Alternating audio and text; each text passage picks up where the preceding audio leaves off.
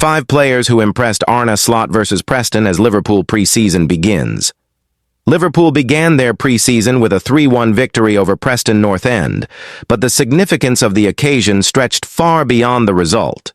While the scoreline offered a solid start to Arne Slot's reign, it was the tribute to Diogo Jota and his brother Andre, both recently lost in a tragic car accident, that defined the day. This was an afternoon not about tactics, sharpness, or stepping up preparations for the new campaign. It was about remembrance and unity. Fittingly, the day ended with fans and players gathered together, joined in solemn tribute. Virgil van Dijk, who did not feature in the match, led his teammates toward the end, housing the Liverpool supporters at Deepdale. There, Jota's song rang out with emotion, followed by chants of champions, and eventually a rousing rendition of You'll Never Walk Alone. Still, there was football to be played, and, for several youngsters, a platform to impress. Rio Ngumoha, lively and direct down the left flank, caught the eye. Though he lacked the final ball to notch an assist or goal, the 16-year-old showed flashes of potential well beyond his years. Not yet eligible to sign a professional contract, a milestone he'll reach next month, Ngumoha's dribbling ability and fearless approach against defenders earned widespread praise. With refinement, he could become a serious talent. Trey.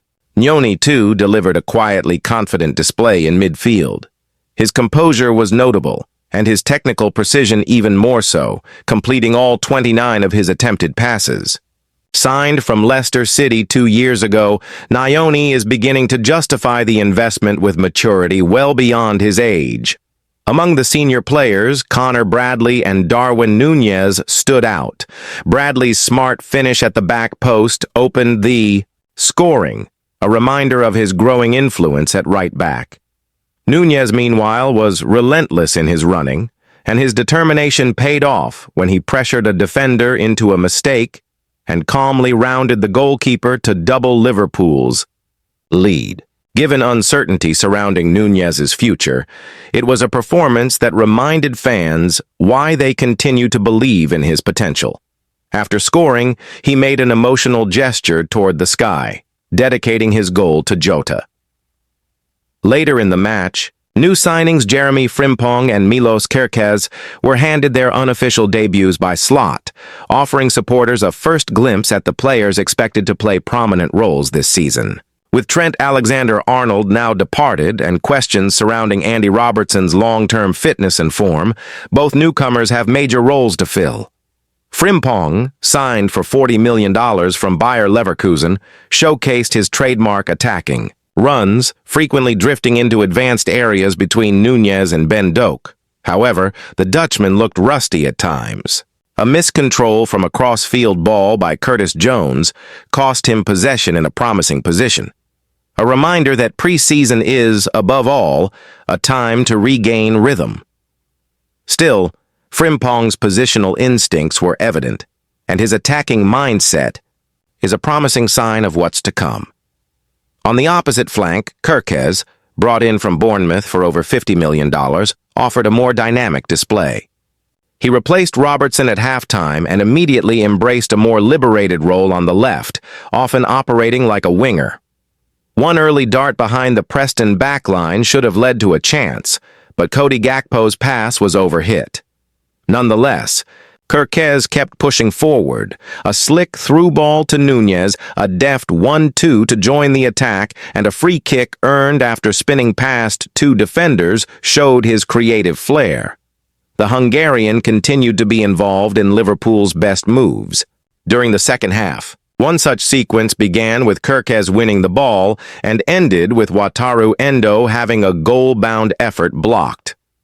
Later, Kerkez demonstrated his range with an accurate diagonal pass to find Doak on the opposite side of the pitch.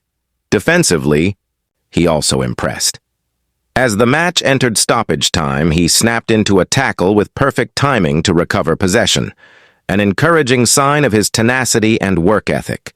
All told, it was a debut that hinted at plenty of promise.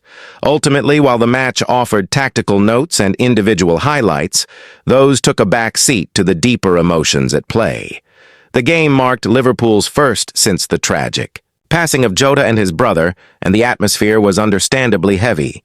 But by the final whistle, there was a sense of collective healing. Players and fans coming together, stepping slowly but surely toward normality. Slot, as he had mentioned earlier in the week, understands that while football may feel insignificant, in moments of grief, the club still has a responsibility to prepare. The opener against Bournemouth is less than 5 weeks away, and the process of getting ready continues, even amid heartbreak. This was a first glimpse of what Slot's Liverpool might become. More importantly, it was a show of strength, solidarity, and respect. The kind of response that goes beyond the pitch. Manchester United handed boost in Emiliano Martinez. Pursuit as Villa close in on replacement, Manchester United may have just received a significant boost in their pursuit of Aston Villa goalkeeper Emiliano Martinez. Reports suggest Villa are on the verge of finalizing a deal for a new shot stopper, potentially paving the way for the Argentine World Cup winner's departure. While things have remained relatively quiet regarding United's plans to replace the inconsistent Andre Onana, fresh speculation has emerged linking head coach Ruben Amorim with the intention of bringing in a new number 1. According to The Telegraph, Onana picked up a hamstring injury in training this week, which could see him sidelined for 6 to 8 weeks. This setback not only rules him out of the upcoming U.S. preseason tour, but also puts his availability for the start of the Premier League season in doubt. United are scheduled to kick off their 2025-26 league campaign at Old Trafford against Arsenal on August 17th. Despite the club's desire to add a new goalkeeper this summer, Onana returned to Carrington earlier this week for pre-season training, reportedly under the impression that he remains Amorim's first-choice keeper. The Cameroonian has attracted interest from AS Monaco, but his camp has made it clear he only plans to leave if United decide to sell him. However, Amorim is keen to bring in genuine competition for the number 1 shirt. Last season, despite a string of high-profile errors, Onana continued to start largely by default due to uncertainty surrounding backup keeper Altay Bayındır. The Turkish international, who arrived from Fenerbahce in September 2023, made just 11 appearances, conceding 20 goals, a record that raised questions about his long-term suitability.